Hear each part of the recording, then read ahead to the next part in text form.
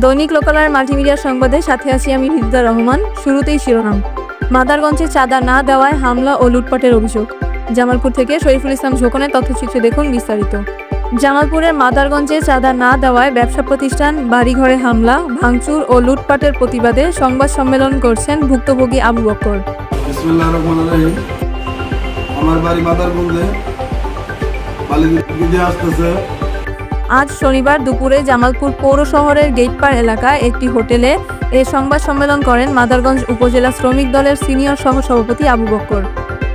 সংবাদ সম্মেলনে তিনি অভিযোগ করেন, মাদারগঞ্জ উপজেলা যুব দলের যুগ্ম আহ্বায়ক মোখলেসুর রহমান ভাই মোস্তাক আহমেদ দীর্ঘদিন ধরে তার নিকট মোটা অঙ্কের চাঁদা দাবি করে আসছেন। চাঁদা না পেয়ে শুক্রবার রাতে মোস্তাকের নেতৃত্বে একদল সন্ত্রাসী প্রথমে তার ব্যবসা প্রতিষ্ঠান হোটেল সজীবে হামলা চালায়। পরে তারা বাড়িতে গিয়ে ভাঙচুর ও লুটপাট করে। এ সময় নগদ 10 লাখ টাকা, 5 ভরি স্বর্ণালংকার ও ইন্টারনেট ব্যবসার বিভিন্ন মালামাল লুট করে নিয়ে যায়।